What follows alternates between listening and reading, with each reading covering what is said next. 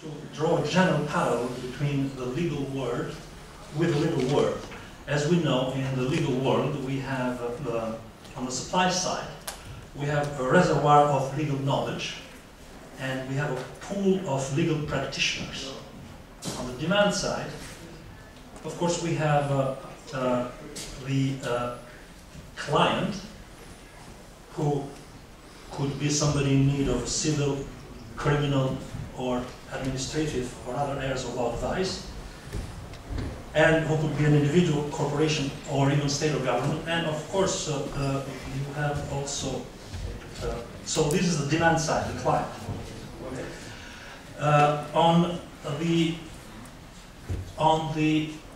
If we move now to Bretton Woods institutions, one would say that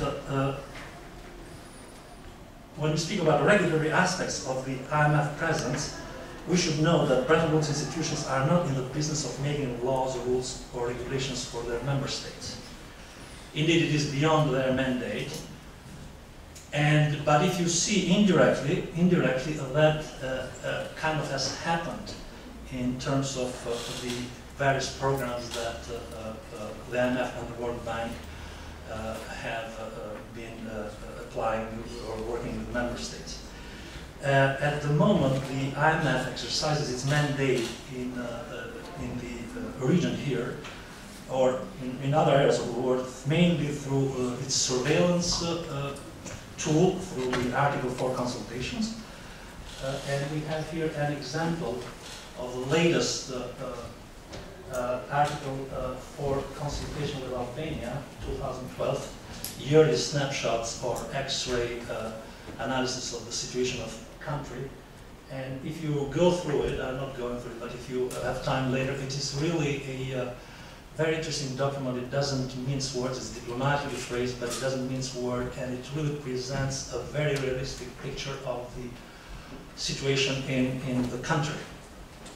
So this is one of the tools that IMF uses. The other tool, of course, are the lending arrangements, standby arrangements, which is IMF's key lending instrument.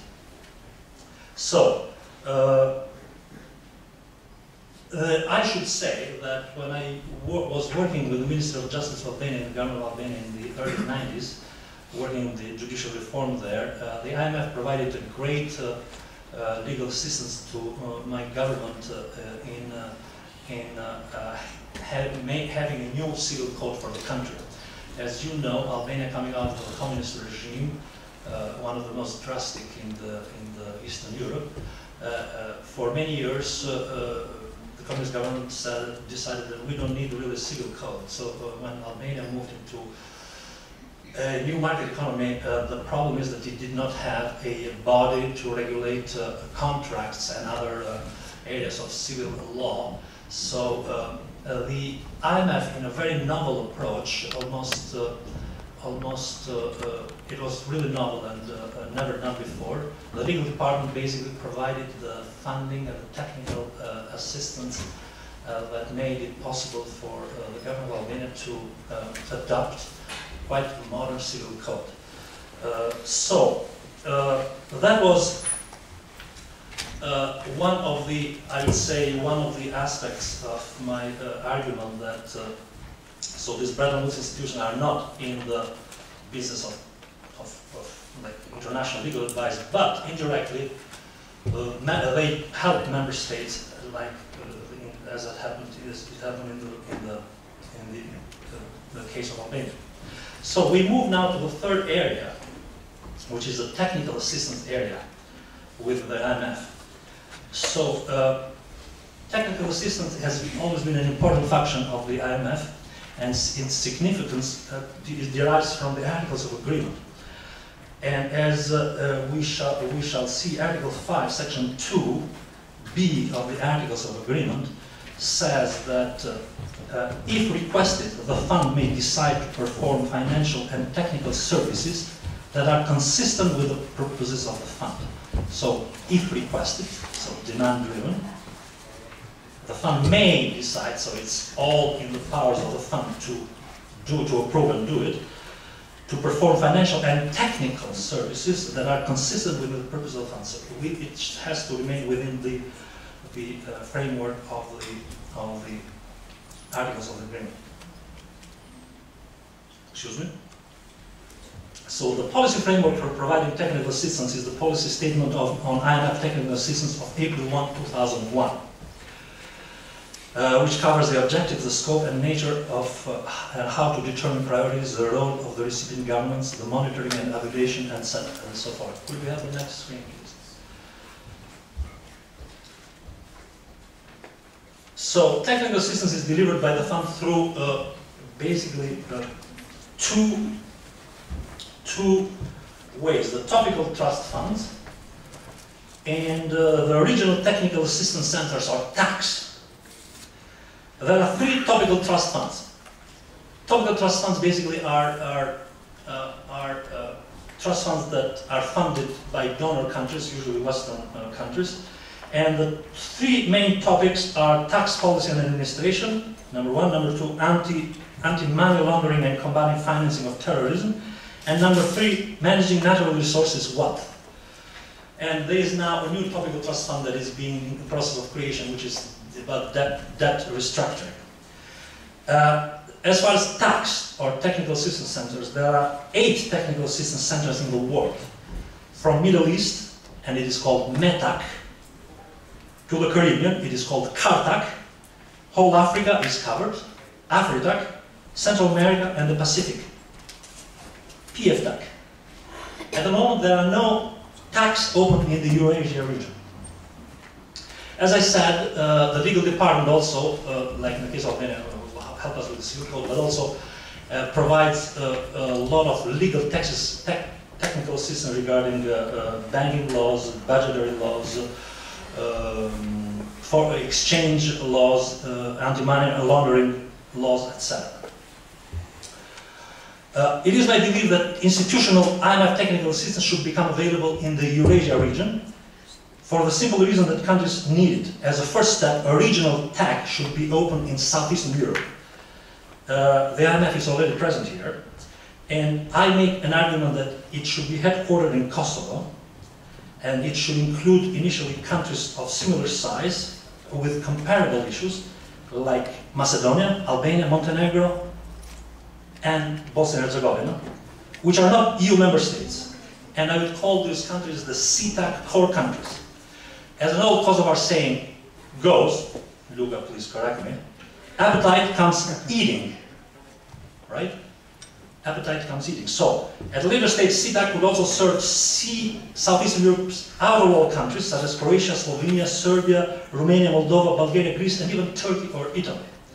Now, I am now making a case to have IMF establish a permanent technical assistance center in Southeastern Europe.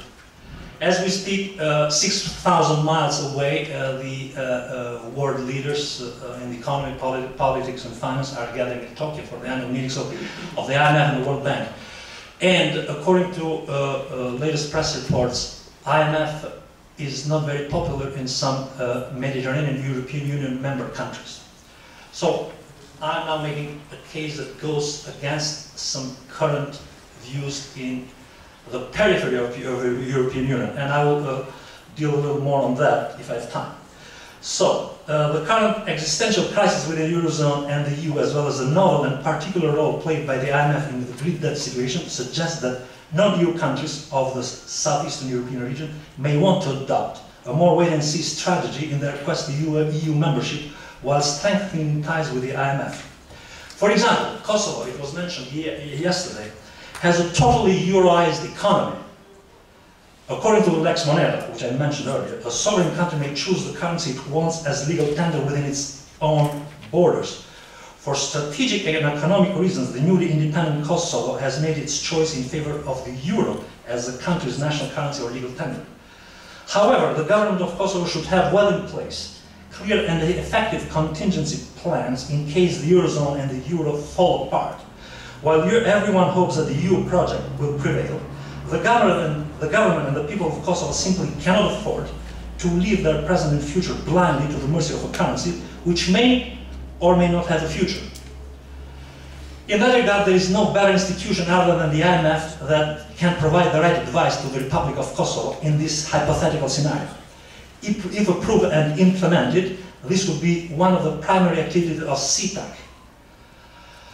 In addition to Southeast diverse composition, the Southeast European diverse composition may motivate the IMF to pursue a multi-pronged approach to the region, which would ideally transfer lessons learned from the EU crisis area to the non-EU member countries of the SEE. In this regard, a regional IMF hub, CTAC, would inter alia provide unparalleled technical assistance to the entire Southeastern European region. Number two, serve as a natural dynamic link with the fund and its other regional TACs elsewhere in the world. Third, become a top-rated regional training resource, outreach and research center. And fourth, act as an early warning preventive center with this kind of function, for a lack of better term. CTAC, why Kosovo? Kosovo is the newest member of the IMF, a former constitutional entity of the former Federal Yugoslav Federation. Kosovo is small, but an important country in the region. CTAC headquartered in Kosovo could ideally have the support of the Kosovo government because, as I said, it will provide top-rated, demand-driven assistance and expertise in the core IMF area to the entire region, whose economic prosperity as a whole directly benefits each individual country.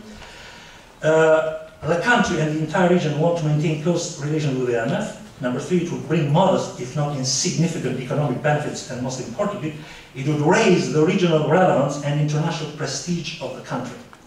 We should know that only a few months ago, the United States government gave a strong confidence vote to the country and the people of Kosovo by transferring from Budapest to Pristina the USAID hub for Central and Eastern Europe. Will the IMF follow suit?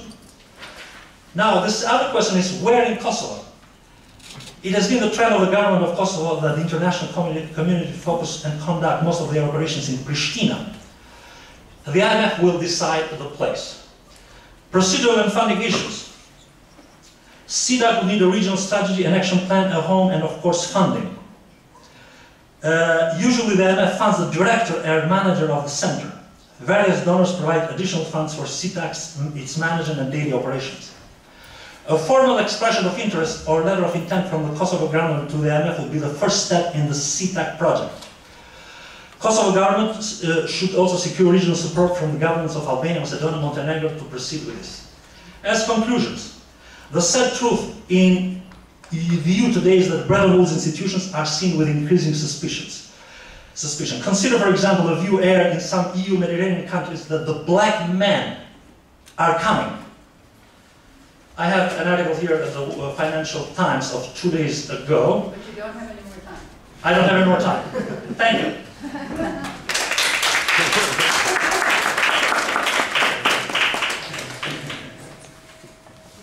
We'll let him come back to that in the discussion.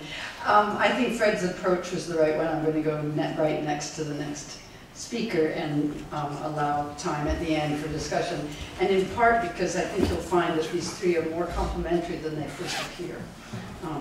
All right, so the next is Ahmed Badran, who's talking about energy sector regulation in Kosovo, a contested regulatory state.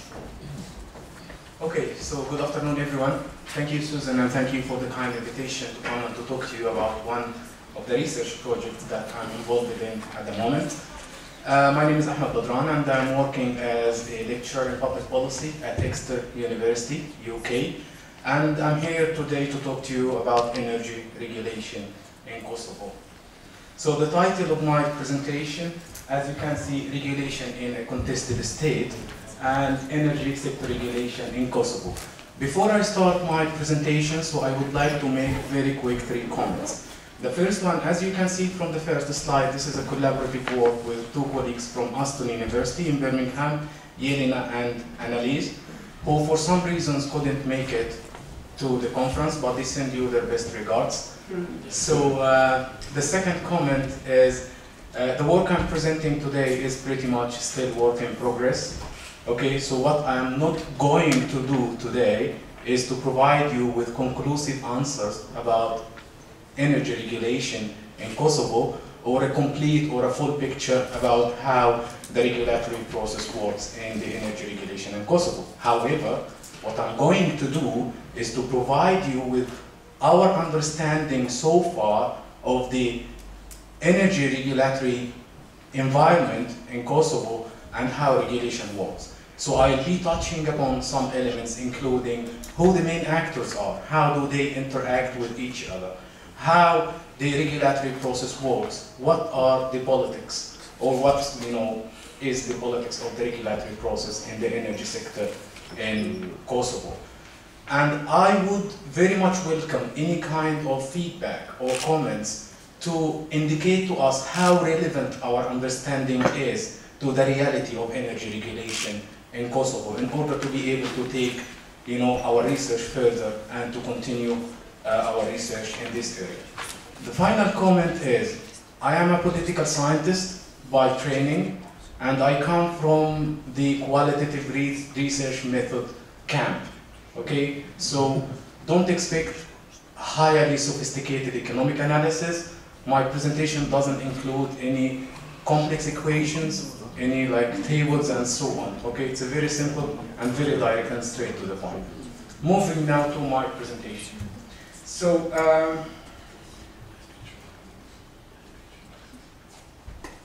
okay, so very quick hints about the research background.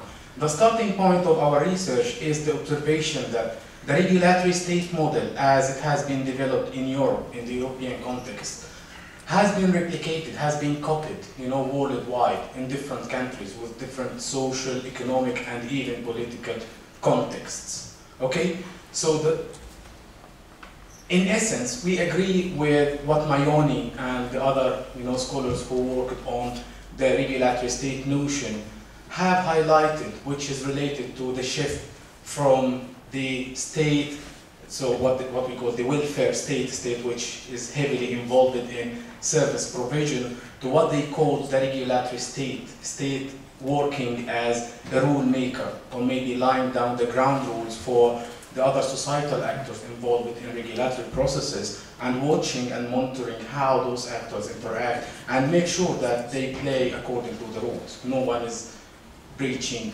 the regulatory rules. So this is what we mean by the regulatory state. So no taxation and spending, more of rule making and more of watching what's going on. So it's working basically as a referee, among the different state and non-state actors.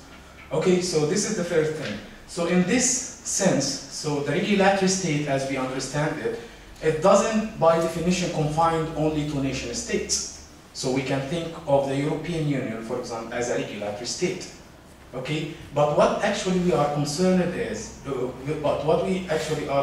with is how relevant the regulatory state model, how relevant the regulatory state framework is for explaining regulatory developments in contested states, in different contexts, or maybe in context which by definition different from the original context, Europe, where this model has been developed and originated. Okay, and starting from this, we ask, so are there any other approaches which can help us better understanding regulatory developments in contested states? Okay, so our research question again is how helpful the regulatory state framework is for understanding regulatory developments in contested states.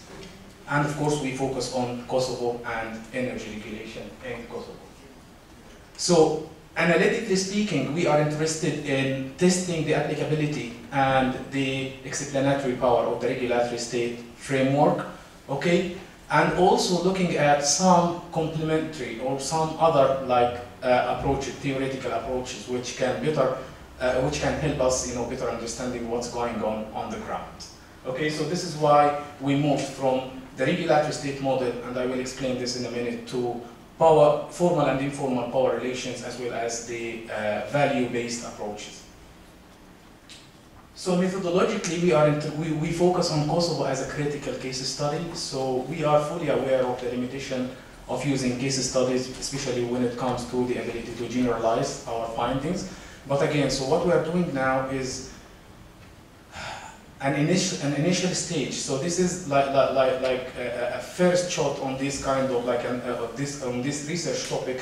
But in further stages, we plan to expand the scope of our analysis and to include other countries which are similar in their conditions to Kosovo, and maybe at this point, and this is a very ambitious aim, to come to a regulatory state theory of contested states. Okay, but I can't, make any kind of a commitments at this stage. But again, so this is what we actually aim at in the future.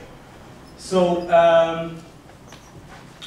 we have come here last year, the three of us, and we have conducted some interviews with people from KIP, from COAST, and people from some civil society organizations which are concerned with energy regulation, as well as some other actors. So we collected the data. Okay, we went back, so we did this intellectual exercise and we wrote our paper, and now we try to test how relevant our understanding is. So basically, our analysis is based on this kind of primary data that we have collected from the interviews and the informal discussions, as well as a documentary analysis. So we have collected a wide range of material, like reports from these state and non-state actors, and as well as some journal articles and so on. And this was the starting point of our analysis. So we have worked on these documents, we have identified who the main actors are, and then we came to Kosovo, we conducted the interviews and had this kind of informal discussions, again, with those actors, and then we went to write our paper. Okay, so this is very quickly our methodological concern. So the argument is, in our paper, yeah, we can use the regulatory state framework to understand what's going on in Kosovo. So to some extent, the regulatory state framework as developed in Europe can help us understanding some aspects of energy regulation in Kosovo. However, to fully capture the dynamic nature of the regulatory process and to fully capture how energy regulation works in Kosovo, we need to move beyond the regulatory state framework to focus more on formal and informal power relations, as well as the value-based approaches. So, again, I won't spend much time talking about this because, again, I'm talking to people from Kosovo, so maybe you are more aware of this than me. So basically, a contested state. We define a contested state as a state which has its own population on a specific, however, contested territory. Okay, so in theory, this state should have some sort of authority and power over the population, but in fact, in practice, this power and this authority is challenged at different levels, as we can see. In the case of Kosovo, so this contestability element can be seen at two different levels. At the international levels, when we look at the international recognition of Kosovo, since 2008, there are still some countries in the international community who haven't fully recognized the independence of Kosovo, and at the national level as well, when we look at how the areas which are populated by the majority of Serbians, interact, so what they call the Serbian enclaves, or maybe when we look at the northern Kosovo issue, so the authority and the power of the state, the notion of the statehood itself is contested even at the national level. So very quickly, so this is a very quick overview about the energy sector. So when it comes to generation, of course, there is plant A and plant B, and the network is part of the the previous Yugoslavian network. So the country is very rich in lignite again, and they use it to produce power, but again, so they are relatively limited in other resources like renewables and using like wind and stuff to produce power. When it comes to supply, there is huge losses, especially in the north and in the Serbian enclaves, so the regulatory power of the state is highly challenged in this area. Even KIK can just build, so the households and the businesses there and collect the money. So there is still like huge loss in this area. And of course there is A, B, and C, and we have all experienced it, the power cut last night, in the restaurant and today. So there are still some issues to be sorted out in the energy regulation. Okay? And of course they have an independent regulatory agency, which is ERO, and which is created in 2004.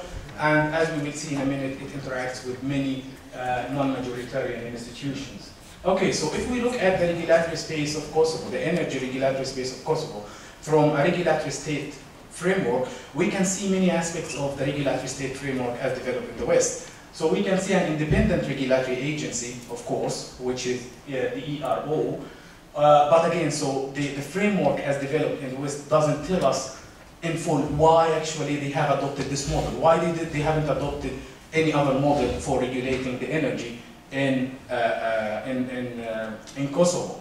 And I don't have enough time to elaborate on this, but I would be very happy to take any questions, because again, so there are different theoretical explanations why countries in Europe adopt independent regulatory agencies. But when it comes to the Kosovan case, what we need to do is to deeply understand why do they adopted this model, because there are, the external pressures and the way in which the whole regulatory regime has been developed, and the role of the international actors should be taken into account. So we can also see a growing number of non-majoritarian institutions involved in the regulatory process, of course, as we will see, but we don't know how actually are they involved in the decision-making, the regulatory decision-making process. Okay, so the regulatory state framework doesn't answer these questions.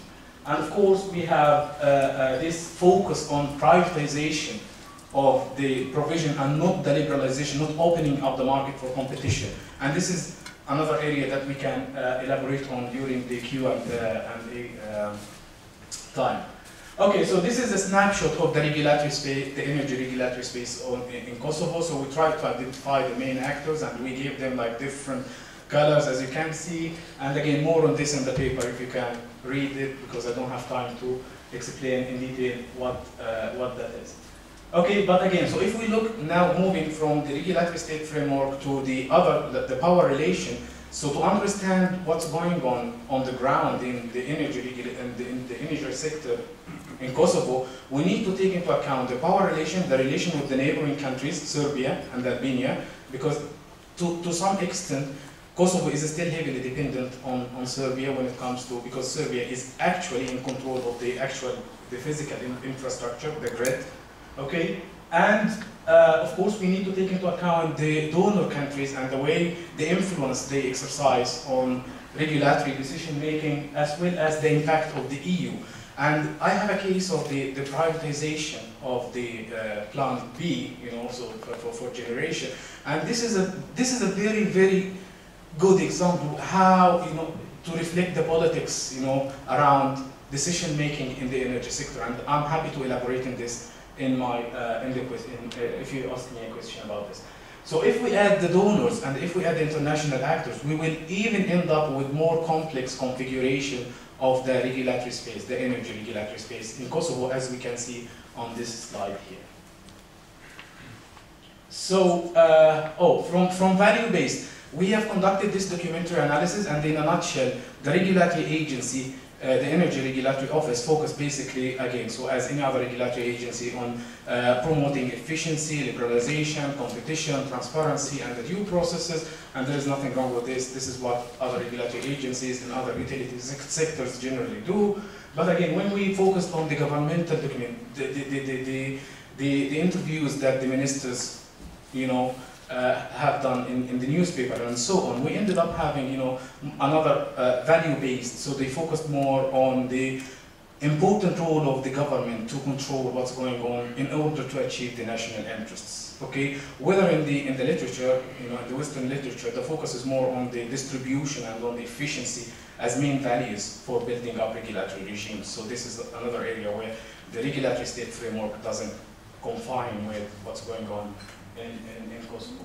So to recap, just 30 seconds, okay? So to recap, we do understand that the regulatory state framework can help us understand what's going on in Kosovo, but again, to fully understand what's going on, we need to expand our scope to include power relations and to include the value-based approaches. Thank you so much.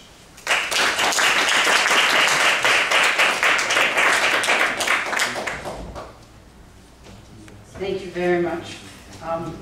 If we had been able to meet yesterday, we would have had more time, so I apologize to my colleagues here.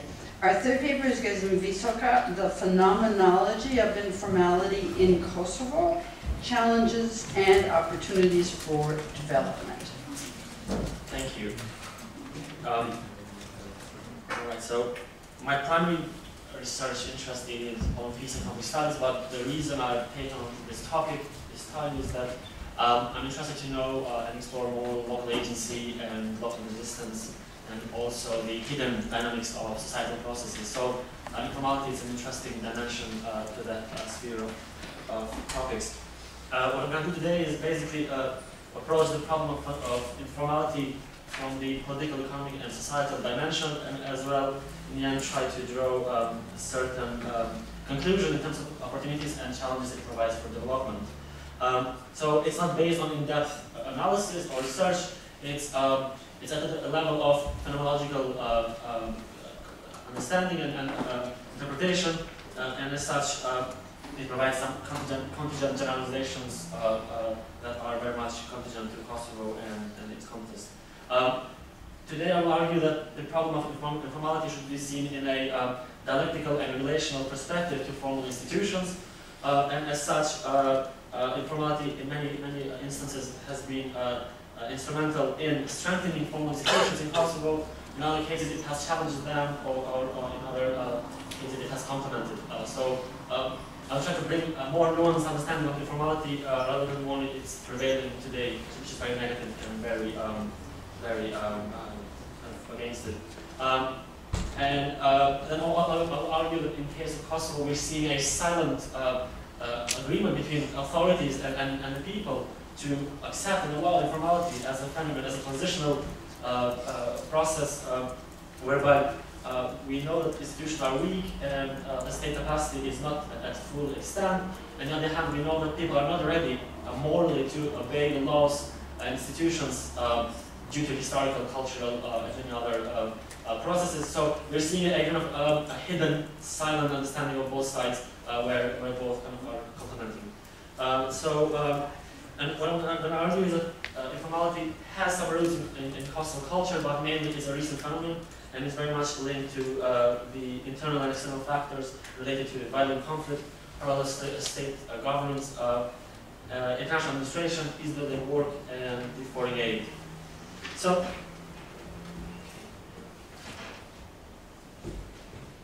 that's the overview of what I'm going to try to cover in 13 minutes left. No pressure, but you know. Let's conceptualize quickly informality. Usually, institutional analysis prevail in post-conflict societies. They go on and analyze constitutional processes, electoral dynamics, laws, social policies, state policies, and so on. But and often informal, everyday processes are ignored. Anthropological dimension that I raised yesterday. So these institutional arguments basically are reductionist and rationalist in its own logic, and as such, I think they miss a lot of broader dynamics that underline political, economic, and social interactions in the society. So a de-essentializing account is essential for understanding informality. And with that, I argue that we need to do a reality-adequate analysis, which is seeing agency and structure as mutually constitutive, but also as separate. Now, within the realm of different theoretical frameworks on informality, there are kind of various notions that overlap and also are different. For example, there are differences between informal practices and informal institutions, but also there are also differences between behavior regularities that occur in contingent circumstances. Informal practices are broader, and as such, they're dynamical, contingent, and very much kind of bounded to time and place. Whereas informal institutions are seen as more consolidated and pattern practices that entail rules, norms, sanctions, and organized interactions. So informal institutions are those kind of patterns, processes that are in a way operating in a different set of norms and rules than those of formal institutions. So beyond this conception, I think a relational view of informality is essential to see how they complement each other and how, in certain circumstances, they are the emergent basic basis of the other. In many cases, as I'll illustrate soon, is that as a result of the prevalence of informal institutions, we have the emergence of formal institutions. And equally, as a result of, as an unintended consequence of formal institution weaknesses, failures, then we have the recurrence of informal practices and institutions. So they're very much relational, and they kind of are in a vicious circle of dynamics. It should be also noted that informality is different from culture, and it should not be very much seen in that context. As well, informal institutions are also different from weak institutions, although they complement and shape each other, very much they're different. So, what's the situation in Kosovo? Informality is heavily present in Kosovo society, and we can see it in within the institutional, economic, and societal sphere.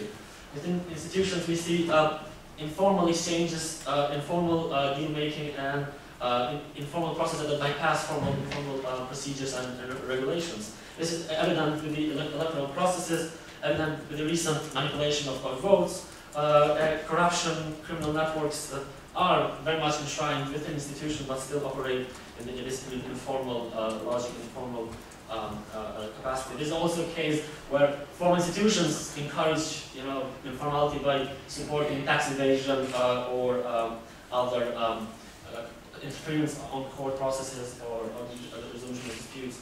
At the economic sphere, we see informality evident with the tax evasion, illegal importing and exporting of goods.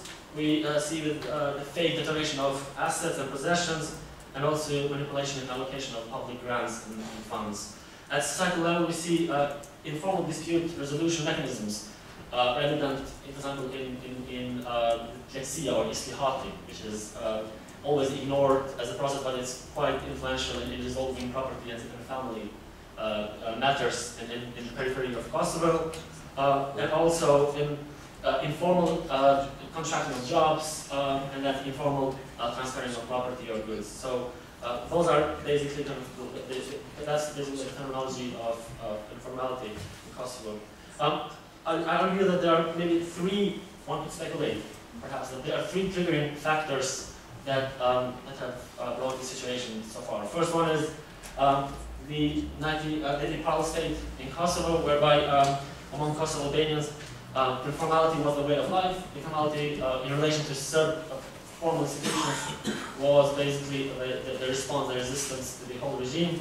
And as such, the creation of parallel structures in education, health, tax, and governance were very much kind of the root processes of this practice of informality that has, I think, transcended after the war. The other factor, I think, is very much related to the protracted and extensive international governance in Kosovo, whereby we see that international institutions have prioritized rights and institutions over needs and welfare aspects, and have pushed people to draw back to this fast transitional processes to their own pace of life. And informality has been this kind of the comfortable stage, comfortable field of operation, and it can take the elements of opportunism, but it's also a kind of intentional, agential resistance to these external norms, values imposed. And the third factor, I think, it has to do with transformation of KLA structures to political parties, war veteran associations, and other business community. So the spreading of all these structures in all societal levels, it has encouraged informality. And as I will explain in a second, this has been very much also linked to the delayed transfer of power from international to locals. I hope I'm not going too fast, but I'm trying to make the main points. So let me give some examples of how informality and political transitions have interacted. For example, in the case of international governance, I think UNIC has encouraged in several levels informality in Kosovo. First of all, by tolerating parallel structures in the north of Kosovo, and later with the failure to establish an effective rule of law system and monitoring systems among the government. The third one, I think, it has to do with the delayed transfer of competences, the delayed local ownership. whereby then local political structures have been forced to go to informal processes of consolidating their parallel political spectrum, secret service, reconciliation, reconstruction, and also their own kind of hidden business deals as a result of this power struggle between international and local structures. Beyond this, I think informality has shaped the political process in Kosovo in 4 dimensions, in terms of political representation, democratic responsibility, democratic governance, and the rule of law and citizenship. For example, the establishment of power-sharing institutions between minority and majority in Kosovo, and also majority-majority, I think it has tried to influence and trigger informality, whereby the nature of power-sharing institutions promotes informality, deal-making outside the constitutional norms and rules, seen as consensual politics, as a necessity to overcome these ethnic divisions. And this we have seen in many cases, the coalition-making in Kosovo, deal-making, political agreements, resolution of disagreement between majority and third parties, for example. So I think the very structure of power-sharing nature of Kosovo, for example, first the Constitution has encouraged and has kind of promoted indirectly the informality and deal-making.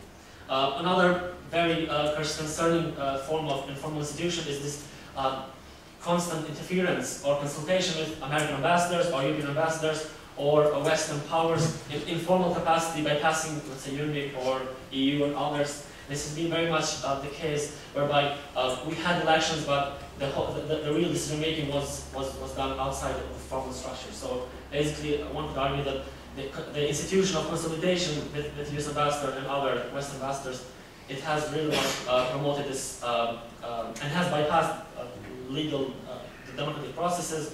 It has undermined legitimacy, and it has kind of created this new culture of how formal institutions do informality.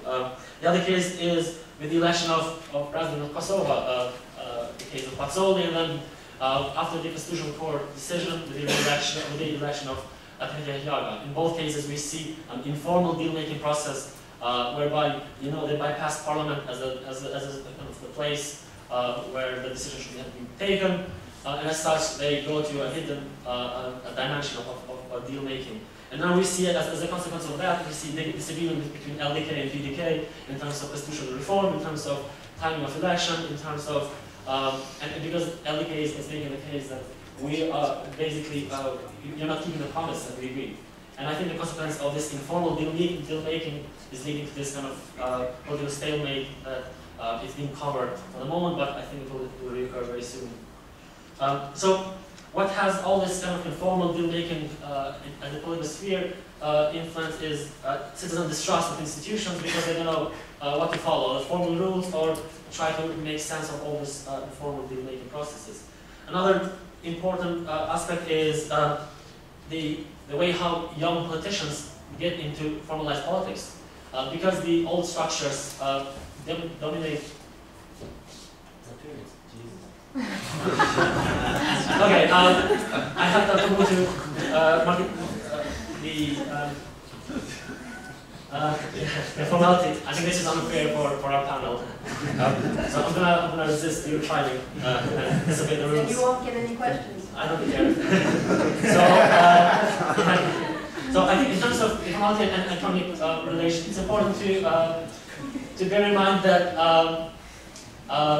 because of the marketization of Kosovo, establishment of neoliberal economy in Kosovo, we're seeing this kind of this balanced understanding of what society wants and needs and expects from what international consultants, international structures, international governments gives to us. So this imposed political system has kind of triggered also a lot of dimensions of informality. And in terms of informality in the economic sphere, we see that people see it as a necessity, informality, as a way to survive and cope with these kind of furious political changes, legal changes. And it's a bit unfortunate to see even in this conference how much kind of tendency is to regulate things and to suggest regulation, but how little it is, how little understanding is about what people need, what people what is in their benefit, in their interest. So we're just coming up with this kind of model, set minds of how to regulate the society, which I think is very dangerous, and it can lead to a lot of bad outcomes. Okay, so a few words about informality in North Kosovo. I think it's one of the main challenges for the moment because of the lack of border control and lack of recognition by that part of Kosovo authorities. And we're seeing that international structures have made a mess there, equally Kosovo government intervention in July 2011. In the short side, it has just kind of multiplied and triggered opening of illegal border points and kind of this fear and reorganization of political structures and society in the north. So I think the problem with the northern informality has to do very much with the recognition of authority and legitimacy. And this would be the next challenge between negotiations of Kosovo and Serbia. So what opportunity does informality bring to a society in the case of Kosovo? I think it's important to realize that it realizes social agency, and I think that's important. What it means is that people feel empowered, people feel that they have a sphere of autonomy and independence. And that's very important to have a dynamic society. Because if we kind of obey laws in the fullest extent and become subjects to all external imposed norms and values and rights, then there's a fear that we become subjugated ourselves. So to articulate some agential capacity, informality might kind of help that process. It provides also kind of no, I don't. But I have to finish one more point. So provide the chance for development of formal institutions. And then finally, it provides also opportunity for creative and innovative resolution of problems, because the informality is always ahead of what state can regulate. In terms of negative aspects, I think it affects state taxation and also the redistribution of goods. It discourages foreign economic investment, and also it might weaken state-society relations and democratic processes. It also reduces public trust on institutions, and in some cases it can expand or narrow the inequality gap. Yeah. Sorry for keeping it longer, and thank you.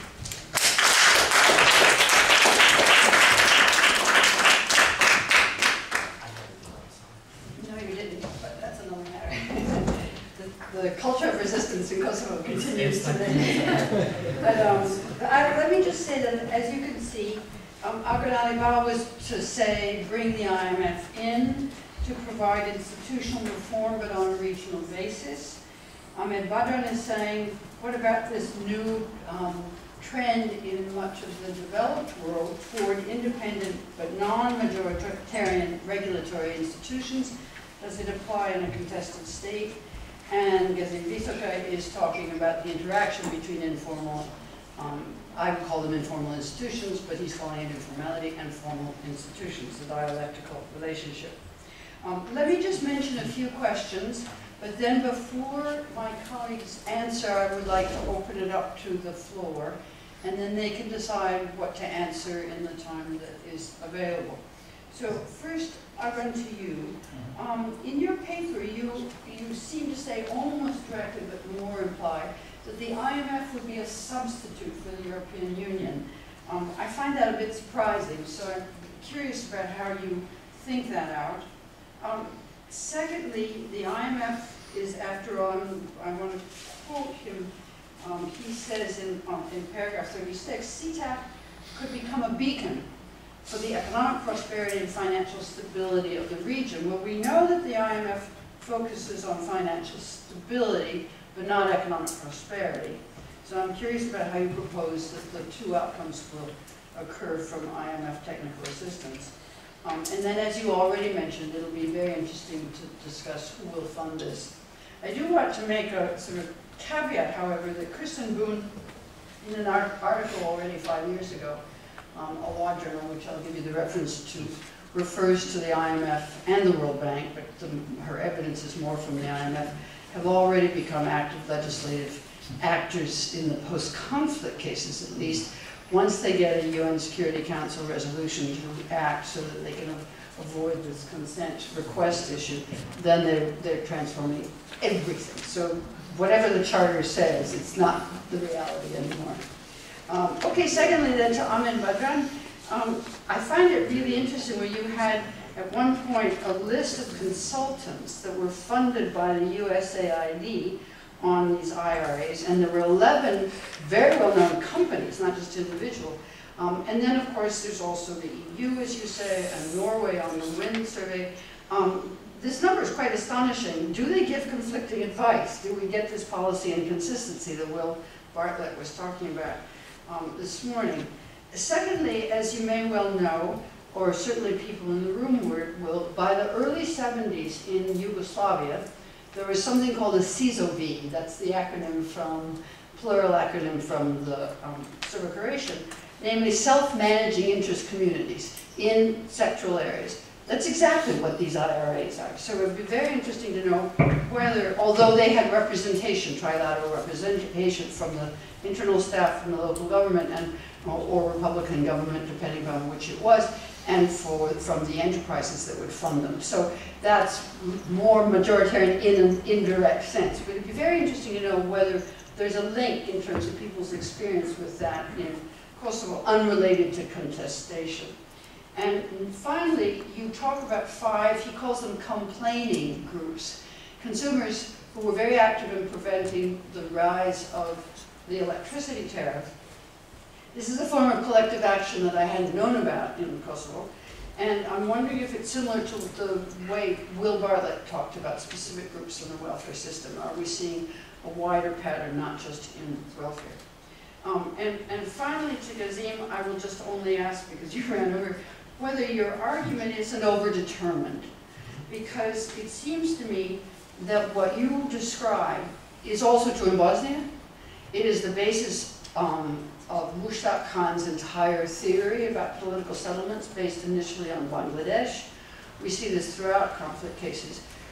Yet your 3 explanations are very specific to the Kosovo system. So I would, on one hand, wonder, is it different from these other cases, or can you at least tell us more specifically what the causal mechanism itself is between, it seems sort of obvious that the parallel system and UNMIC and donors would undermine formal institutions.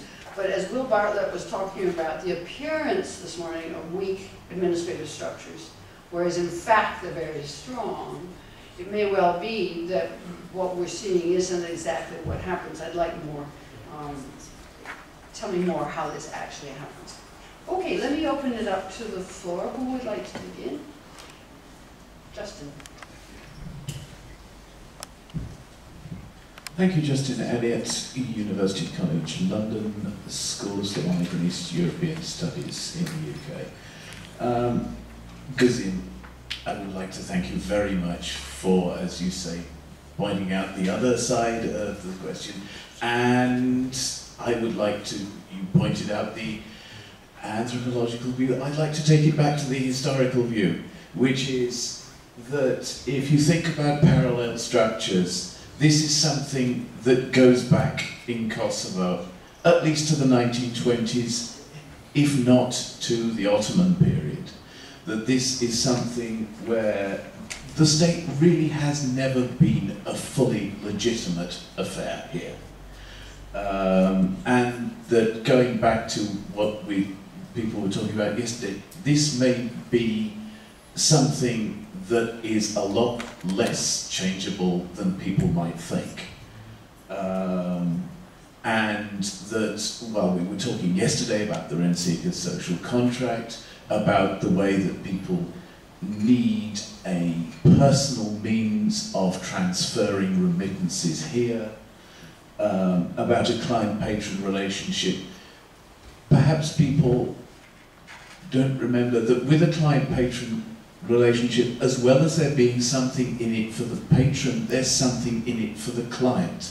And perhaps that trying to regulate Kosovo out of this is the wrong way of going around it.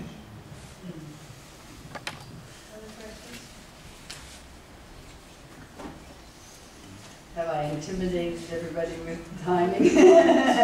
No, James will have it. I'm going to resist. Okay. Oh yes, the microphone, yeah.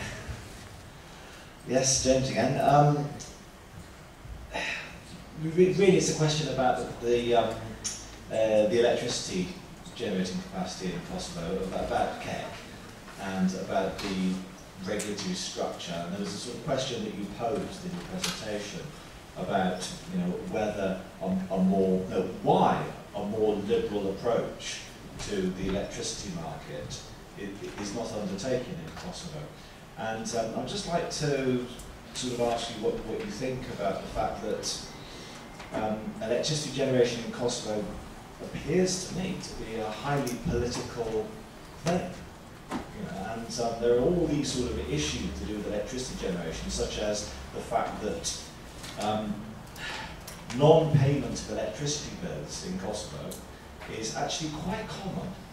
And one of the problems with the electricity sector is that there aren't sufficient revenues drawn in from the customer base. And there isn't a strong enough or robust enough way of trying to sort of, extract money from the customers. Also, there isn't a robust enough system for ensuring that people who are disconnected remain disconnected. That's one issue. And then there are political reasons for why all these things aren't changed or addressed. And then, of course, there's the enclaves. Okay, so you have some of the smaller Serbian enclaves where there's a long tradition of just not paying an electricity bill. And you don't cut them off because it's a Serbian enclave. It wouldn't look good. Okay, and I'm just wondering what a completely unregulated, liberal electricity market in Kosovo would look like. And I just wonder whether you could sort of comment on that, because I think it would be a very, very interesting experiment. Good. Anyone else? Patrick.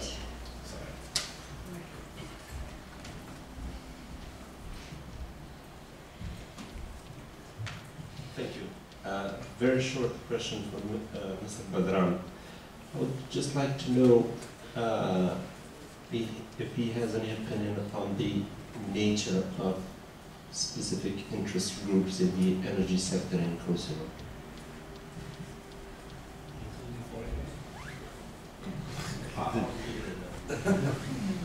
Anyone else? Robert.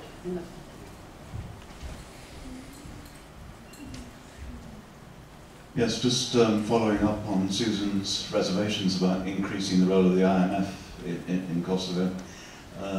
My impression from reading countless IMF reports is that basically its approach to the Balkan countries is basically to privatize everything inside, hand everything over to foreigners and to foreign investment, and thereby deprive these countries of their autonomy and their ability to safeguard their own interests in difficult times. And in that sense, I would share completely Susan's reservations and think that the European Union is a much more appropriate body for protecting the interests of these countries. But I should add too that the European Bank for Reconstruction and Development is an even worse culprit than the IMF in this regard. It has simply one solution for all problems, one panacea: privatise and hand over to foreigners everything inside. That was an obligation they had to sign in order to get the US support and money when it was created. Luca. Thanks. Just a quick comment on electricity sector governance in Kosovo for a minute. It seems to me there's two questions that have to be tackled, and it seems to me that your paper answers one. One is, how can we describe the historical evolution of electricity sector governance in Kosovo over the past 10 years, and to what extent the regulatory state model can be an accurate account of that policy evolution. And the second is, to what extent the policy and governance mechanism put in place is developmental, is good for the sector and for the broader economy. Right? So one is a kind of an empirical question, the other one is more of a normative question. Is that good for development or not? And you tackle the first question. To what extent can we say that the regulatory state model applies to Kosovo? And you seem to have, I haven't read your paper, so please take what we say with a pinch of salt. It seems to me that you answer in the negative. You say the regulatory state model has not been applied in its entirety in Kosovo. But I think I would disagree with that, and also in relation to what Jane said. in Kosovo, over the past few years, there's been a strong drive towards unbundling, where actually unbundling has been completed in the electricity sector. There's a strong drive towards corporatization and full cost recovery of tariffs, and in fact, there's a legislated ban on cross-subsidization amongst tariff categories. There's a strong drive towards privatization, both on the supply side, on the supply division of KEC, and at the generation level. The non-political, as I said, non-majoritarian regulatory agency has been established, which is a cornerstone of this regulatory state model in electricity governance reform. There's been a drive towards liberalization, as well as I pointed out briefly in my paper, with all sorts of unexpected or paradoxical consequences, including paradoxically positive consequences, as I outlined in my presentation. So I don't see really to what extent Kosovo could not be considered to be kind of World Bank darling when it comes to electricity sector reform. The whole template of the whole World Bank template of electricity sector reform has been implemented in Kosovo. What's missing? Or it's about to be implemented. Okay, thank you. I think we'll turn back to the panel now so that we won't be too late for our lunch. Let's go in the order in which people spoke. Hiram, would you like to start? Well, thank you very much. First of all, IMF versus EU. First of all, this is not about this kind of opposition, so to speak. It's about technical assistance centers, so you get the best practices, the best minds, the best advice. And you may use it or you may not. So it's a demand-driven. If you want something, you ask for it and you get it. You get the top-level quality advice. So let me give you an example. For example, privatization. In Albania, for example, now the big thing that is being privatized is the Alp Petrol, which means the natural resources of oil and oil. And nobody has said that, but the IMF said in the Article 4 consultations that these resources belong to the current and next generations. It is said that it is a wonderful thing. And then we, civil society, I can even ask the question, does the government has that right to do it? So IMF has said that, and then it has a topic of trust fund exactly for natural resources. So if I were the government of Albania, I would have asked IMF topical trust fund on natural resources. Could you please advise us how we do this thing according to the best practices? And the best practices include Norway, for example, one of the countries that is very rich in this kind of resources. The other thing is interesting regarding EU-IMF relationship. It was unthinkable only 2 years ago to even consider that IMF would be doing any work in the Eurozone. It was unthinkable, and now it's the reality. And as the Financial Times is saying, that I was just about to thank you very much for allowing me this opportunity. It is, this is really sad, but I will quote,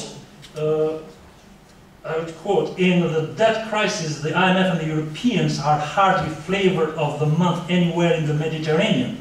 They are known rather rudely in Spain as the men in black. In language that befits a Moscow-educated politician, Mr. Christofias, the president of Cyprus, terms them as a colonial force, but now he must eat his words. So as I was coming here, I saw in the man in black moving the Austrian Airlines. But in any event, it is about working together. IMF and EU are together in many respects. EU is the biggest shareholder after the United States, or I don't know, I'm not sure now. But together with the United States, they are the biggest shareholders of the IMF, so there is no point of any contradiction there. As the other question, if you may remind me, okay, thank you. Okay, thank you very much. Yeah. Okay, thank you so much for the very insightful and very helpful comments and the questions. So I would start by saying, okay, with great aids come great conditionality. Okay, so this is in response to your point about the different consulting groups. So I would say yes, in some cases you can see some contradictions because basically each one of those consulting groups has its own agenda, which it is pushing for. And we may end up having different like consultations, different opinions on regulatory and policy issues, because again, each one of those sectors try to pursue its own goals. But what's really more interesting than just giving like conflicting or maybe conflictive kind of like consultations is the conflict of interests involved within this, because in our like field study we noticed that some of those consultancy like companies or maybe consultants work for KEC, so they advise KEC, the generating company, and they advise the ERO at the same time. And for us, so this is a huge conflict of interests, because basically the ERO is supposed to be independent regulatory agency, which means working for KEC and working for the ERO at the same time, so it doesn't work, basically. Okay, so, and this takes me to the second point that Susan raised about the independent regulatory agency and how similar they are to what you call the self-managing interests? Self-interest managing. Okay, community in the 70s. Honestly, I'm not familiar with the first part, but I can tell you that when it comes to the independence of regulatory agency, it's all about, how isolating these kind of institutions from political interference, okay? So they shouldn't be captured by the interests of the companies that they regulate and by the interests of the government as well. So basically, they're supposed to be impartial and neutral, okay? But again, so this is in theory. In practice, things may change. Okay, so moving now very quickly to James's point, I completely agree with you regarding, the highly political nature of energy regulation in Kosovo. I can't agree with you more when it comes to the non-paying bills and the enclaves and this kind of issue. And I will give you one example. The KFOR has involved in some sort of negotiation with KEC not to cut the power, during like film showing and stuff. Okay, so this shows how political the energy regulatory process is. But the point is, in this paper, we are not arguing for a completely liberal, unregulated market. So when I was talking about liberalization, I was talking about liberalization in relation to the focus of the government and the focus of decision makers here on privatization of the incumbent before liberalization. Because what normally happens in utility sectors in the West, so they open the sectors. If you think about telecoms in the UK, for example, and if you think about the water, transportation, so they open the sector up for the private actors to come along and to invest, to compete with each other. They start by competition, and then they privatize the previous incumbent. Here, so it's like they put the carriage in front of the horse, before the horse. So they start by privatization. So why? So there should be some rationale behind starting with privatization and not with liberalization, in terms of opening up the market for new private investors. And this is what we try to understand in this paper. So we're not arguing for completely liberal, unregulated energy market in Kosovo. If I understand your question right about the nature of the interest groups involved here, so are you talking about the relationship between them and foreign support, foreign aids and we have these typical interest groups that usually play natural resources or usage of natural resources. And you mentioned a number of experts involved in the sector from the EU and the SAID, and obviously there are interests from locals here. And exactly. So I'm just wondering whether there's any specificities with regards to groups, and if these are specific from what we observe. So the case we focused on in our research was establishing Kosovo C, the project, the new power plant. And in this case, at the beginning, everything was fine, so the plan was, accepted and so on. And out of a sudden, and this is basically according to our understanding so far, because of the pressures from some environmental interest groups. So they started to highlight how damaging establishing this power plant would be for the environment, and then things started to change at this point when they started to lobbying, to do some lobbying to show how environmentally damaging this is and why they shouldn't consider some clean ways to produce energy like wind, and the Norwegians at some point were involved in this discussion, and they have conducted some sort of like, you know, feasibility study, I would call it, you know, so for establishing like wind turbines and these kind of things to produce power. But again, so do they have their own agenda? Looking at the source of their finance, I would say, again, so they get some support, some financial support from some donors, and again, so I expect them to follow the same, you know, route or the same agenda of the donors that they get their fund from. Luca, so when it comes, I don't think at any point I have mentioned anything about like, you know, how good or how bad, you know, regulation. So no, so no, I don't tackle the issue from a normative perspective at all. So what we try to understand is how relevant the regulatory state framework as developed in the West is for understanding regulatory developments in different contexts, like Kosovo, for example. And that we didn't argue that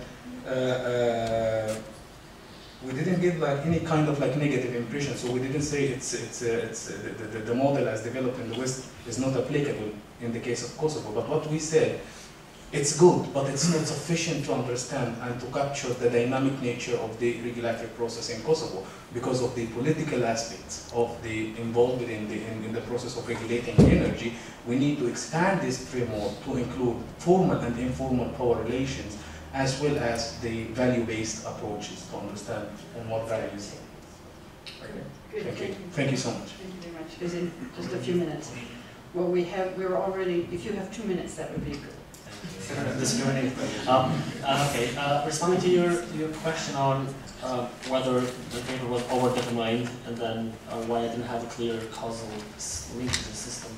I think it's a confliction between the two points that you're making, because actually my paper is under kind of determined in the sense of I am not making strong causal linkages as kind of causal system, you know, is causing that. So and very much it's all relational. Really, it's multi-arrow situation, and as I said, I'm against reductionism in the sense of, so I believe in complexity, and then I think, you know, to reveal complexity, you know, it's counterintuitive to make a causal reduction to a causal factor and say that this is causing that. So that's my epistemological understanding. Maybe so that's why maybe we differ on that, and because of that, maybe my paper has taken a different direction. And for you, it looks like it's overdetermined, or it lacks causal clearance. So I think it's arbitrary to reduce things to causal relations. That's my question. Concerning the question on parallel structures, I agree with you. I just didn't go to the historical stages of parallel statism, and I agree with you. The state is always incomplete, and state is never fully legitimate, even in the most developed democracies. And kind of embedded practices of the past kind of influence the habitus of our present. But there's a chance that our present habitus will be changed by the agent interaction with structure. And in our case, it's formal and informal institutions in Kosovo, the way how, and they will shape the future habitus of society. So I agree with your perspective. Thank you, everyone.